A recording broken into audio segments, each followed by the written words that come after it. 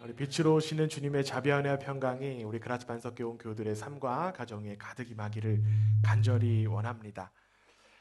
특별히 아픔의 현실, 슬픔의 현실로 인하여서 낙심하고 있는 모든 이들에게 주님의 빛이 환하게 비추기를 기도합니다. 우리의 삶이 힘겨운 것은 아직 기다림의 내용이 실현되지 않았기 때문입니다.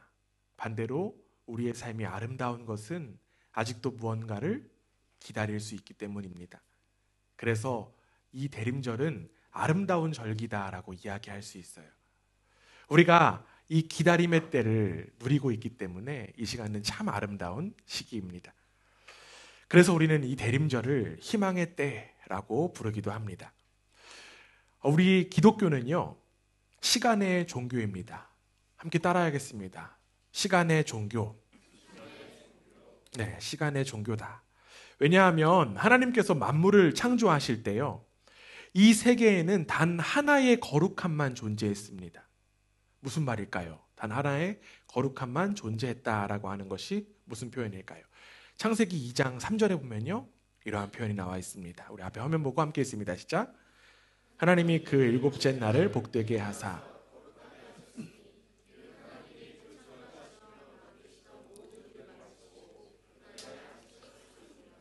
아멘. 지금 여기에 거룩하게 하셨다라고 하는 표현이 나옵니다. 이 거룩하게 하셨다라고 하는 표현의 히브리어 원어가 카도시예요. 카도시.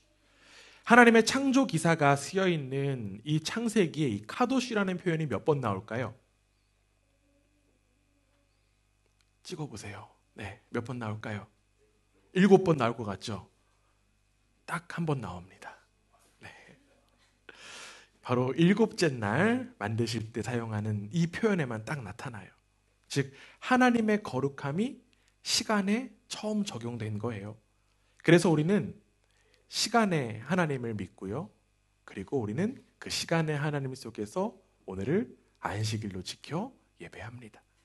하나님의 거룩함을 누릴 수 있는 유일한 시간이 바로 오늘이다라고 이야기할 수 있어요. 그러나 안타깝게도 우리는 이 시간의 거룩함보다는 우리에게 익숙한 것이 무엇이냐면 장소의 거룩함입니다. 그렇기 때문에 우리의 어떤 모습들이 있습니까? 교회 안에서는 참 거룩한 모습을 하고 있지만 교회 문을 밖에 나가면 어떨까요?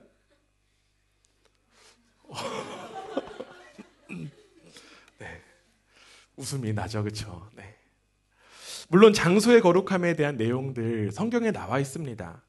그런데 성경을 열심히 읽고 있는 우리는요, 참 이 장소의 거룩함이 어디쯤에 나타났는지를 한번 기억해 볼 수 있습니다. 뭐 여러 곳이 떠오를 수 있겠지만 장소의 거룩함이 처음 나타난 곳이 언제냐면 바로 이스라엘 백성들이 금송아지를 만든 이후에 하나님께서 이스라엘에게 무엇을 만들라고 하셨냐면 성막을 짓게 하셨어요. 그래서 유대인 철학자 아브라함 요스 헤셀은 이러한 이야기 합니다. 시간의 성스러움이 가장 먼저 왔고 그 다음에 인간의 성스러움이 왔으며 공간의 성스러움은 가장 나중에 왔다. 그만큼 시간 속에 임하시는 하나님이 더 먼저이고 더 중요하다라고 하는 사실입니다. 그렇다면 여러분, 우리는 시간을 잘 알아야겠죠? 우리에게 시간이 너무나도 중요하니까요. 즉 우리는 때를 잘 알아야 합니다. 솔로몬의 지혜를 담고 있는 성경인 전도서에는요, 특별히 전도서 3장에는 이 때에 대한 이야기를 하고 있습니다. 1절부터 때에 대한 소개를 쭉 하다가 11절에 이르러서는 이러한 이야기를 합니다. 전도서 3장 11절인데요. 다시 한번 앞에 화면 보고 함께 있습니다. 시작.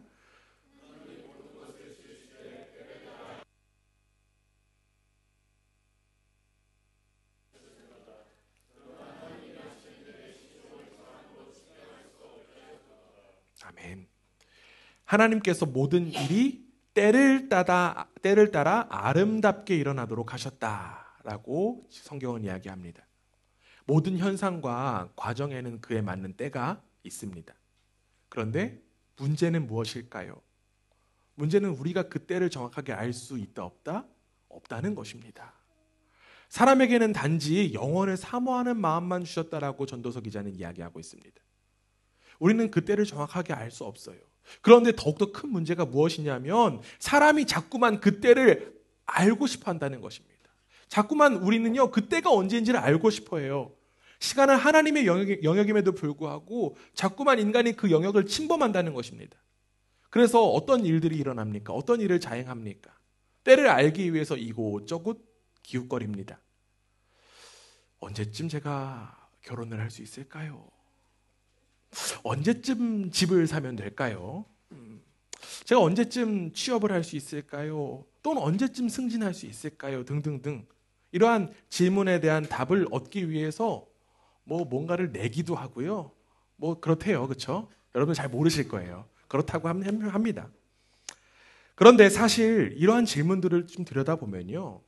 그때, 진정한 그때를 알고 싶은 것이 아니라 어쩌면 공간에 대한 욕망이 그 안에 들어있기 때문은 아닌가라는 생각을 해봅니다. 이는 금송아지를 숭배한 이스라엘 백성과 별반 다를 바가 없는 모습일 뿐입니다. 사랑하는 우리 그라치 반석교회 교회 여러분, 여러분들은 무엇을 기다리고 있으십니까? 하나님의 때를 기다리고 계십니까? 아니면 하나님을 이용한 공간을 기다리고 있으십니까? 우리는 하나님의 때를 위해서 기다려야만 합니다. 오늘 우리가 함께 읽은 성경에서 사도 바울은요, 이러한 때에 대한 이야기하고 있습니다. 함께 읽은 말씀 로마서 13장 11절 말씀인데요. 다시 한번 읽어봅니다. 시작. 자다가 깰 때가 벌써 되었으니 이는 이제 우리의 구원이 처음 믿을 때보다 가까웠느니라. 아멘. 사도 바울은 지금 어떤 때가 됐다고 이야기합니까? 그렇죠. 자다가 깰 때, 잠에서 깰 때가 되었다라고 이야기합니다. 여기서 자다가 깨다라는 것 어떤 의미를 할까요? 설교 시간에 그만 졸고 깨라는 것을 의미하는 것은 아니겠죠. 그렇죠. 여기 너무 좁아서 지금 이제 다 티나요. 네. 특별히 성경에서 잠들었다라고 하는 표현은요, 영적인 게으름이나 나태, 무지를 일컫는 말입니다. 바울은 나태에서 벗어나 이제는 깰 때가 되었습니다라는 그런 이야기하고 있는 거예요. 그렇다면 여러분, 왜 깨야 된다는 것일까요? 왜 도대체 깨야만 하는 것일까요? 지금 상태가 너무너무 좋은데 내가 지금 정말 꿈꾸는 것 같은 삶을 살고 있는데 왜 깨야 되는 것입니까? 라고 하는 생각을 가지신 분들에게 사도 바울은 그 왜 깨어나야 되는 이유를 지금 이야기했어요. 우리가 방금 읽은 11절에 뭐라고 이야기하고 있습니까? 왜 깨어나야 된다고 해요? 그쵸, 우리의 구원이 처음 믿을 때보다 가까이 왔기 때문에 우리가 깨어야 된다고 이야기합니다. 즉 우리의 구원의 시간이 가까워졌기 때문에 우리는 깨야 된다는 거예요. 여기서 한 가지 퀴즈를 좀 드리겠습니다. 잘 맞춰보셔야 돼요. 구원의 때가 가까이졌다 그랬어요. 그렇죠? 구원의 시간은요, 구원의 시제는 과거일까요? 현재일까요? 미래일까요? 네, 여러 대답이 나올 수 있겠습니다. 손을 들라고는 이야기하지 않겠습니다. 손을 들면 틀렸으면 혹시라도 제가 12주간의 과정으로 이끌 수 있기 때문에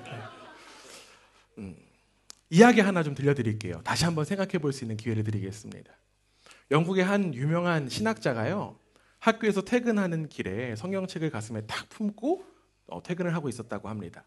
그때 한 학생이 이 교수님을 향해서 성큼성큼 걸어와서 교수님을 향해서 이렇게 이야기했다라고 해요. 선생님은 구원의 확신이 있으십니까? 그런데 이 질문을 받은 교수님이요, 웃으면서 이렇게 대답했다라고 합니다. 에베소서 2장 8절에 따르면 구원은 이미 있네. 그런데 고린도전서 1장 18절에 따르면 구원은 그냥 지금 진행 중이지.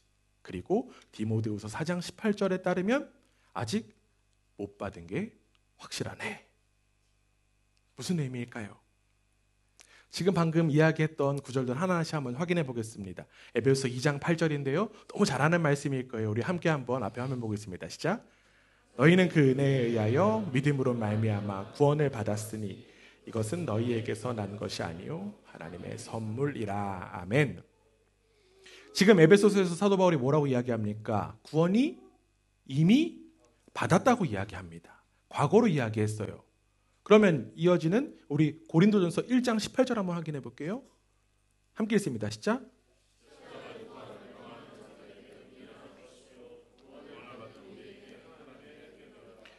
여기서는 지금 사도 바울이 어떤 시제로 이야기합니까? 구원을요? 현재 시제로 이야기해요. 구원을 받고 있다라고 이야기합니다. 그렇다면 마지막으로 디모데후서 4장 18절입니다. 함께 읽습니다. 시작. 또 그의 천국에 들어가도록 구원하시리니 그에게 영광이 세세 무궁토록 있을지어다. 아멘. 지금 여기서는 사도 바울이 구원을 어떤 시제로 이야기합니까? 그렇죠. 미래로 이야기합니다. 그렇다면 다시 한 번 더 퀴즈를 드립니다. 구원의 시제는 언제일까요? 맞아요. 그렇죠. 과거, 현재, 미래. 네. 성경은 구원의 시제를 세 가지로 이야기합니다. 즉, 구원을 이미 얻었고, 구원이 이루어지고 있고, 구원이 이루어질 것이다라는 표현을 하고 있어요. 우리는 과거에 이미 받은 구원과 미래의 그 완성될 구원 사이에서 현재의 구원을 살아가고 있습니다. 예수 그리스도께서 십자가에서 죽으신 그 사건을 믿는 순간 우리의 구원은 과거의 시제로 이미 이루어졌어요. 그런데 그 구원은요, 완성된 구원이 아니라 시작의 구원입니다. 이 시작되는 구원이 무엇인가에 대해서 조금 아직 좀 감이 없으실까 봐 제가 좀 예를 하나 좀 들어볼게요. 우리 이한이 동생이 언제 태어나죠? 3월에 태어납니다. 그렇죠? 3월 달에 태어나는데 우리 이한이 동생이 딱 태어났으면 3월에 태어나면 그 아이는 인간이에요? 사람이에요? 질문이 좀 어렵죠? 네. 한번 생각해 보세요. 인간일까요? 사람일까요? 역시. 그렇죠. 인간이라는 표현은 자연계에서 어떻게 보면은 인간이나 사람이라는 말은 동의어로 사용되기도 하지만 인간이라는 단어는 자연계 속의 하나의 종을 의미합니다. 결국 인간으로 태어났지만 사람이 점점 되어 가는 거죠. 그래서 뭐 아기들을 보고 요즘에 이제 뭐 이한이 정도 되면은 좀 사람 좀 됐다라는 그런 하잖아요. 좀 사람 좀 됐네. 의사소통이 좀 되는 것 같으면 그런 표현을 합니다. 때로는 철부지들을 두고 뭐라고 이야기합니까? 그쵸. 많이 들어오셨나 봐요. 그쵸? 네. 사람 좀 되라 라는 그런 표현들을 합니다. 마찬가지예요. 아기가 태어나서 사람이 되어가는 과정인 것처럼 모든 인간은 예수 그리스도의 은혜로 인하여서 구원의 첫 걸음을 걷기 시작한 것입니다. 그런데 아기가 사람이 되려면 얼마나 시간이 걸립니까? 얼마쯤 걸리면 여러분 사람이 됩니까? 몇 살 정도 되면 사람이 될까요? 질문이 참 난해하고 어렵죠. 네, 왜 그러냐면 사람됨은 평생 걸리는 일이잖아요. 우리의 구원도 마찬가지입니다. 우리의 구원도요, 평생을 걸어가야 되는 거예요. 이미 시작된 구원의 여정을 현재에서 이루는 것이고 미래에 완전히 이루어질 것을 믿고 살아가는 것이 바로 구원의 여정입니다. 그래서 이를 건물로 치면 뭐라고 표현하냐면 건물이 공사 중이다라는 표현을 하는 거예요. 여러분 건물이 공사할 때 겉모양 어떻습니까? 볼품 없어요. 공사 중이기 때문에 막 이상한 장비들도 있고요. 잔재들도 다 가득 되어 있습니다. 마찬가지입니다. 구원의 완성을 향해서 걸어가는 우리의 모습 어떻다고 이야기할 수 있을까요? 겉으로 봤을 때는 볼품 없을 수도 있어요. 완성된 모습이 아니기 때문에 볼품 없어 보일 때가 너무나도 많습니다. 그러나 우리를 완성시키시는 분은 누구십니까? 하나님이세요. 우리를 구원의 완성으로 이끄시는 분은 하나님이시기 때문에 우리는 하나님께서 이끄실 그 변화를 기대하며 함께 기다리고 있을 뿐입니다. 사랑하는 여러분, 우리는 공사 중입니다. 아멘. 우리는 변화할 수 있습니다. 옆에 분들하고 이렇게 한번 인사하겠습니다. 나는 공사 중입니다. 네, 그러면 네, 대답을 좀 해줘야겠죠? 뭐라고 대답할까요? 괜찮습니다. 네, 네, 괜찮습니다. 네, 공사 중입니다. 항상 양해를 바랍니다. 붙어 있는 것처럼 우리는 공사 중입니다. 다시 오늘 본문 11절로 돌아와서요. 이 구원이 가까이 왔다라고 하는 것, 미래의 구원이 완성될 시간이 가까이 왔다라고 하는 것을 의미합니다. 이 완성될 구원의 시간이 가까이 왔으니까 잠에서 깨어야 된다라고 하는 거예요. 그렇다면 여러분, 이 구원의 완성은 언제 이루어지는 것일까요?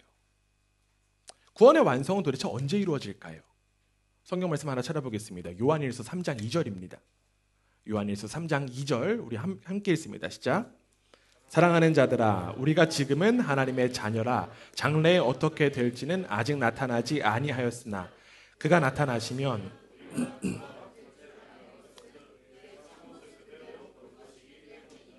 아멘. 지금 사랑의 사도 요한이요, 장래의 일을 우리가 알 수 없다고 이야기합니다. 그런데 우리가 분명하게 알 수 있는 것이 있다고 해요. 무엇을 알 수 있냐면 예수님께서 다시 오시면 우리가 예수님과 같이 된다라고 하는 것입니다. 우리가 살면서 얼마나 많이 예수님을 닮아갈지는 모르겠지만 결국 우리는 예수님을 닮게 될 것이다 라고 성경은 이야기하고 있어요. 우리는 그분을 있는 그대로의 영광을 함께 누리게 될 것이다 라고 하는 것입니다. 그렇기 때문에 우리는 누구를 기다릴까요? 예수님을 기다리는 거예요. 그렇기 때문에 우리는 예수님을 간절히 기다릴 수 있는 것입니다. 사랑하는 여러분, 예수 그리스도로 인하여서 이미 구원이 임했고 지금도 임하고 있으며 앞으로 다시 오실 예수님으로 인하여 임할 것임을 믿으십니까? 그렇다면 여러분, 지금 당장 잠에서 깨어나야 합니다. 우리의 구원이 처음 믿을 때보다 가까이 왔어요. 우리의 구원이 처음 믿을 때보다 가까이 왔으니 잠 깨어야 된다라고 하는 이 사도 바울의 외침, 바로 지금 이 시대를 향한, 이 시대의 교회와 이 시대의 성도들을 향한 기상 나팔 소리인 줄 믿습니다. 우리 오늘 기도를 한 규민 형제, 군대에서 아침마다 기상 나팔 소리 듣고 일어났잖아요. 그렇죠? 어떻습니까? 안 일어날 수가 없어요. 그렇죠? 네. 괜히 또 군대 얘기하고 침울해졌는데. 네. 군대에서 들려오는 이 기상 나팔 소리가 정말 모든 장병들을 깨우는 것처럼 우리는 이러한 음성에 누구 하나 잠들 수 없습니다. 반드시 깨어나야만 합니다. 이 사도 바울의 간절한 외침에 우리는 아멘으로 응답하며 주님의 다시 오심을 더욱더 간절히 기다리는 복된 우리 모두가 되기를 주님의 이름으로 축원합니다. 주님께서 다시 오심을 그 소망으로 가진 이들은요, 이제 잠에서 깨어나 그때를 위해서 준비해야 합니다. 그렇다면 어떻게 준비해야 될까요? 우리는 일어나서 어떻게 준비해야 될까요? 사도 바울은요, 이어서 우리가 어떻게 준비해야 될지에 대한 이야기를 덧붙입니다. 로마서 13장 12절이에요. 함께 했습니다. 시작.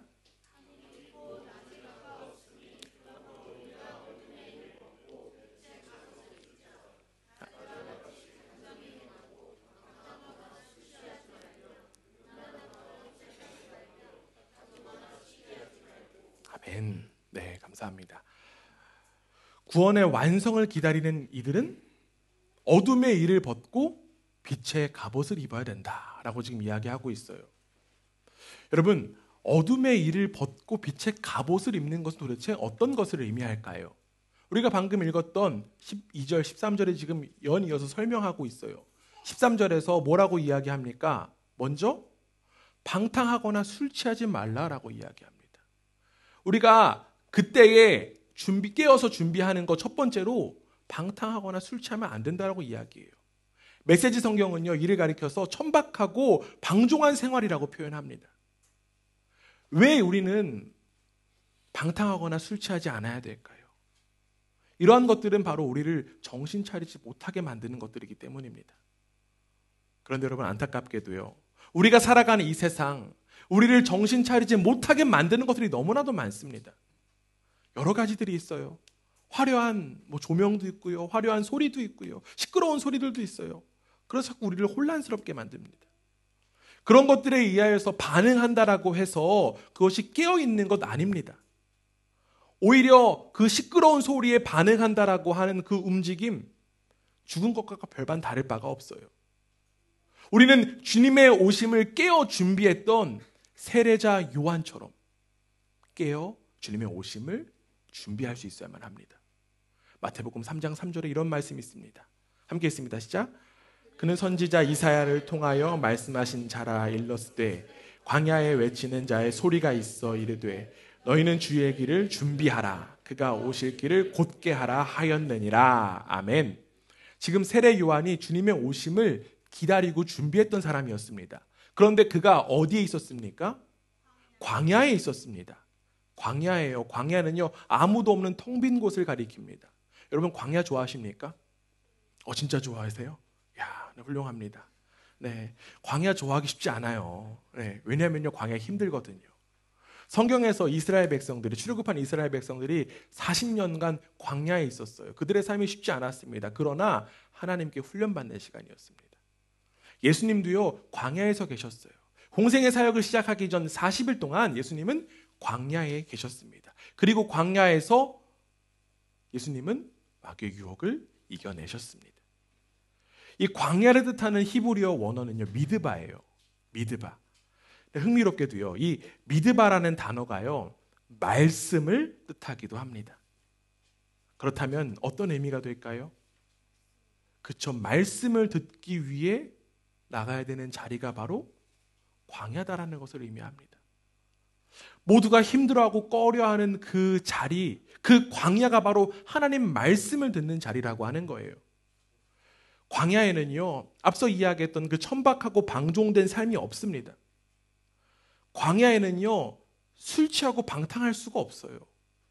왜냐하면 그곳에서 하나님 말씀을 들어야 되는데 술 취하고 방탕하면 들을 수 없기 때문입니다. 그렇기 때문에 광야는 침묵하고 절제하는 자리입니다.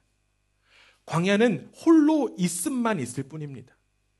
신학자 폴 틸리는 이런 말 했습니다. 외로움이란 혼자 있는 고통을 표현하기 위한 말이고 고독이란 혼자 있는 즐거움을 표현하기 위한 말이다.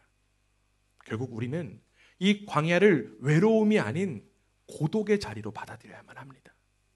그리고 그 고독의 자리가 바로 주님의 다시 오심을 기다리고 준비하는 자리인 줄 믿습니다.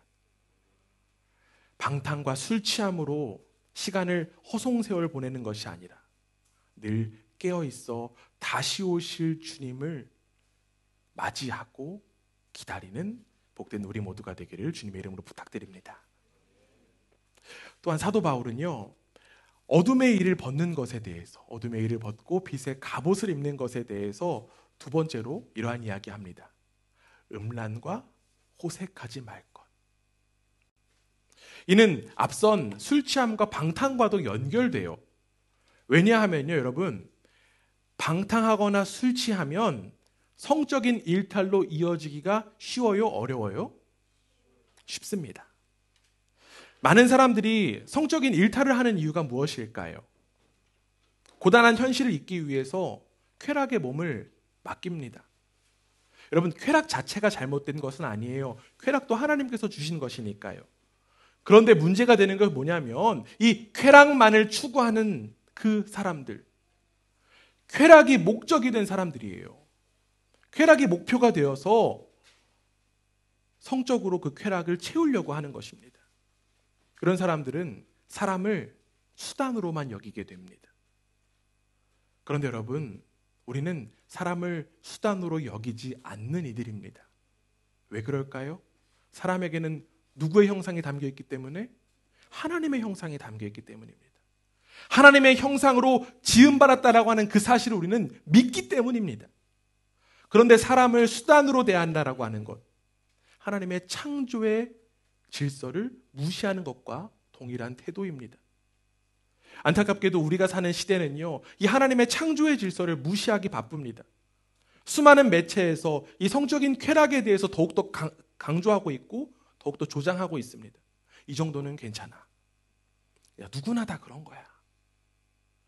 하면서 사람의 그 사람됨을 잃어버리게 만들고 있습니다. 여러분, 이럴 때일수록 우리는 자꾸만 창조주 하나님을 떠올려야만 해요. 창조주 하나님께서 이 세상을 바라보시고 특별히 하나님의 형상으로 만들어진 그 사람을 바라보시고 안타까워하시는 그 심정을 헤아릴 수 있어야만 합니다. 그리고 무엇보다 우리는 하나님과의 관계에 더욱더 집중해야 돼요. 여러분, 성적인 일탈이 이루어지는 이유 가운데 하나는 바로 관계를 통한 사랑을 채우고자 하는 마음이 있기 때문입니다. 그 순간 사랑을 주고 받는 그 마음이 들기 때문에 성적인 일탈로 이루어집니다. 그런데 그럴수록 우리는 관계의 근원이신 하나님 바라볼 수 있어야 돼요. 하나님께 집중해야 됩니다. 우리에게 가장 중요한 관계는 누구와의 관계다? 하나님과의 관계이기 때문에 그렇죠. 하나님만이 우리의 공허함을 채우실 수 있는 분이시기 때문입니다. 혹여나 여기 계신 분들 가운데 하나님의 채워주심을 삶에서 느끼지 못하시는 분들도 있을지 모르겠습니다. 그렇다면 우리는 하나님의 형상으로 창조된 우리 공동체 교우들에게 요청해야 됩니다. 직접적인 이유를 말하지 않아도 돼요. 내가 이런 때문에 나 좀 도와주세요라고 이야기하지 않아도 됩니다. 그러나 성적인 유혹이 몰려올 때 이 교우들과의 만남과 교제를 통하여서 그 시간을 채우시기를 부탁드립니다. 주님의 이름으로 두세 사람이 모인 그 자리 가운데 주님께서 함께 하시겠다라고 약속하셨어요. 그렇기 때문에 그 모임과 그 자리 가운데 주님께서 함께 하십니다. 공동체는요, 함께 주님의 오심을 준비하기 위해서 있는 거예요. 우리는 그리스도의 한 몸으로서 함께 빛의 갑옷을 입어야 합니다. 무엇보다 관계의 중심이신 그 예수 그리스도가 우리의 머리 되심을 바라보고 함께 유혹과 쾌락의 삶을 이겨내는 복된 우리 그라치 반석교회 되기를 주님의 이름으로 축원합니다.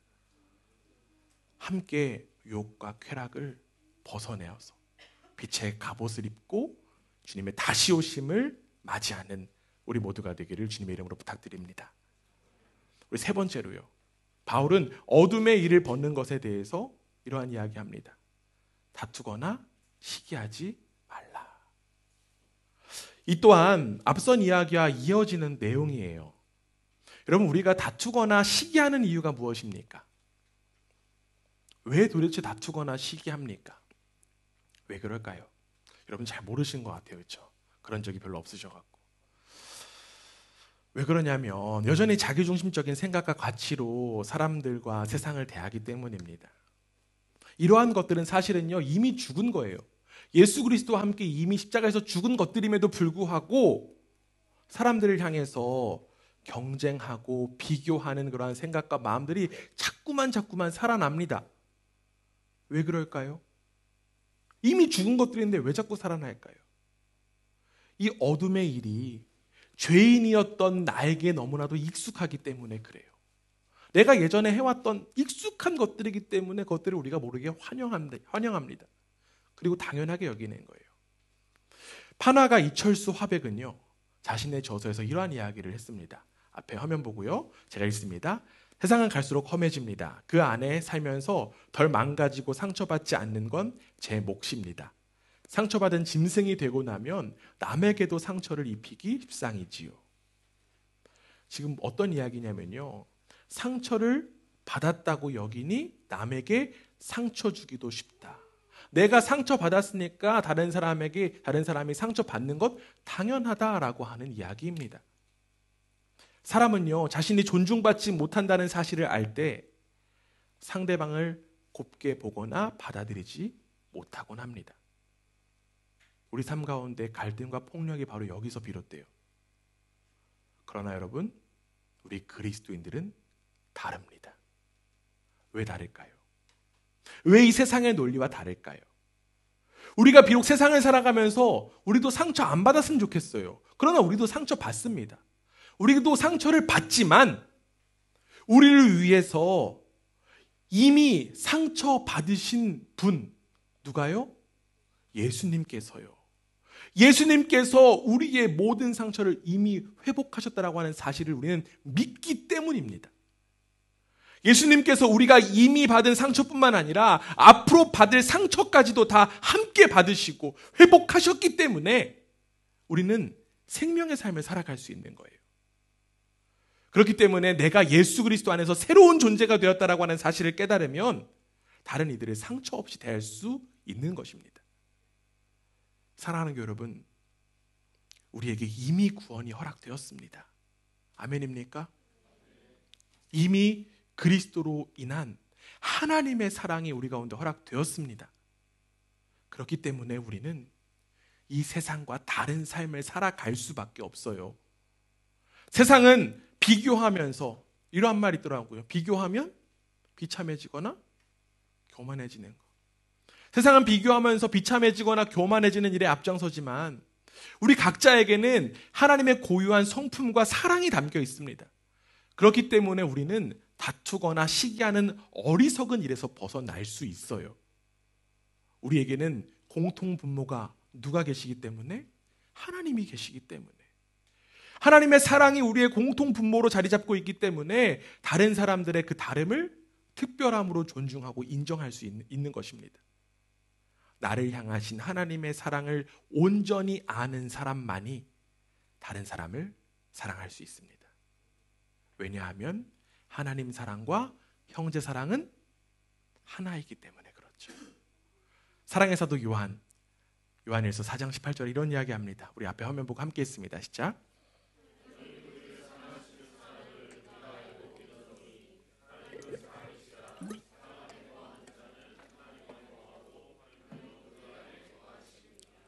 아멘.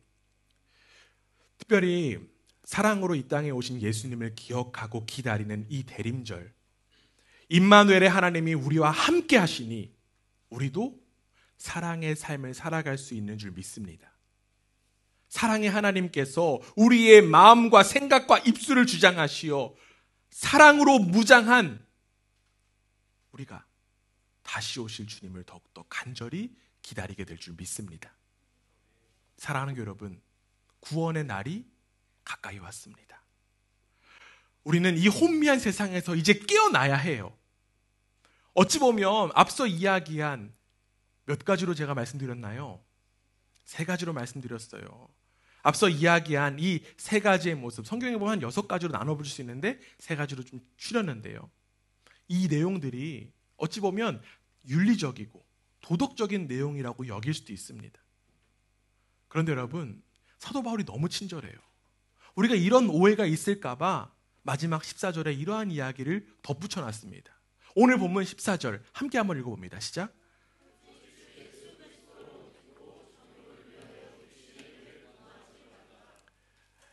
앞에서 지금 열거된 항목의 그 악덕들이 바로 무슨 일을 도모하는 거래요? 그렇죠. 육신의 일, 정욕을 도모하는 거라고 이야기합니다. 육신의 일을 도모하지 말래요. 그런데 그렇게 하기 위해서 어떻게 해야 된다고 지금 이야기합니까? 그렇죠. 예수 그리스도의 옷을 입어야 된다라고 이야기합니다. 앞에 오직 있어요. 오직. 다른 방법 없어요. 오직 예수 그리스도 옷을 입어야 된다고 합니다. 그렇다면 여러분, 어떻게 예수 그리스도 옷 입는 것일까요? 제가 오늘부터 여러분들에게 바겐세일을 해갖고 팔 테니까 하나씩 사시겠습니까? 저 없어요. 네. 어떻게 예수 그리스도 옷 입을 수 있을까요? 옷이란요, 그 사람의 정체성을 나타내주곤 합니다. 그래서 직업을 나타내는 때 옷을 입잖아요. 네. 경찰은 무슨 옷을 입나요? 경찰 옷을 입고요. 군인은? 네, 군인은 뭐 입죠? 네, 그렇죠. 네. 네, 사람들이 또 명품 옷을 입는 이유도 마찬가지일 거예요. 뭐 명품이 자신의 정체성을 나타내준다라고 생각하니까 그 찾아 입습니다. 그런데 지금 사도 바울은요, 우리가 반드시 입어야 하는 옷이 있다고 지금 이야기하고 있어요. 그 옷이 바로 그리스도 옷이라고 합니다. 그 옷이야말로 진정한 나의 정체성을 나타내주는 옷이기 때문에 그렇습니다. 왜냐하면 우리는 그 옷을 입고서 그리스도와 연합된 사람이기 때문입니다. 즉 그리스도의 옷을 입는다라고 하는 것은요, 그리스도와의 한 몸을 이룬다라는 것을 의미합니다. 그리스도와의 연합, 그리스도와의 한 몸이 되는 것, 나의 노력으로 되지 않습니다. 어떻게 될까요? 갈라디아서 2장 20절입니다. 우리가 너무 잘 아는 말씀이에요. 우리 한 목소리 함께 했습니다. 시작. 내가 그리스도와 함께 십자가에 못 박혔나니 그런즉 이제는 내가 사는 것이 아니요 오직 내 안에 그리스도께서 사시는 것이라. 아멘. 예수 그리스도와 함께, 죄인이었던 내가 예수 그리스도와 함께 죽었고 이제는 예수 그리스도로 인하여 살아가는 나는요 내 안에 예수 그리스도께서 사는 것, 이것이 바로 그리스도와의 연합이라는 것입니다. 즉 우리에게 예수 그리스도의 존재가 살아 계시기 때문에 우리는 어둠의 일에서 벗어나 빛의 갑옷을 입을 수 있다라고 하는 거예요. 내가 버젓이 살아있으면 예수 그리스도 옷을 입을 수 없습니다. 내가 버젓이 살아있으면, 죄인인 나, 자기중심성인 내가 살아있으면 그리스도와 연합이 될 수가 없어요. 나에게 맞지 않은 옷이기 때문에 그렇습니다. 오직 예수 그리스도가 내 안에 계시고 내가 예수 그리스도 안에 있을 때 우리는 진정으로 주님의 다시 오심을 기다리며 깨어 준비할 수 있는 것입니다. 결국 우리는 그리스도와 함께 연합함으로 가까이 온 구원의 날을 깨어 기다릴 수 있는 것입니다. 즉 그리스도와의 연합으로 어둠의 일을 벗고 빛의 갑옷을 입을 수 있다라고 하는 거예요. 다시 말하면요, 예수님이 우리 속에 들어오시면 지금까지 우리가 온 힘을 다해서 추구하고 했던 일들이 사실은 정말 중요하지 않은 것임을 깨닫게 됩니다. 가치의 우선순위가 바뀌게 됩니다. 주님께서 우리 속에 임하시면, 우리가 주님과 연합하면 우리의 마음씀이 달라져요. 우리의 손길이 달라지고 우리의 발걸음이 달라집니다. 한마디로 변화된 사람이 됩니다. 사랑하는 교회 여러분, 오늘 일을 내일로 미루지 마시기를 부탁드립니다. 내일 미루면 힘들잖아요. 그렇죠? 설거지도 내일 미루면 힘들어요. 변화되는 것, 깨어있는 것, 내일로 미루지 마시기를 부탁드립니다. 지금이야말로 바로 잠에서 깨어날 때예요. 이제 성탄이 약 한 주 정도 남았습니다. 올해는 대림절이 좀 특별해요. 대림절 4번째 주 지나고 바로 다음날 성탄입니다. 이제 한 주 정도 남았어요. 이 한 주 남은 성탄을 기다리며 우리는 나에게 담겨져 있는 그 생명의 가치를 기억하고 제발 이번 한 주만이라도, 여러분 뭐라고요? 제발 이번 한 주만이라도 잠에서 깨어나기를 부탁드립니다. 우리의 깨어있음에 성령 하나님께서 반드시 함께 하셔서 우리의 길을 빛의 길로 인도하여 주실 것을 믿습니다. 옆에 분들하고 이렇게 권면하고 말씀 마치겠습니다. 제발 한 주만이라도 깨어 있읍시다.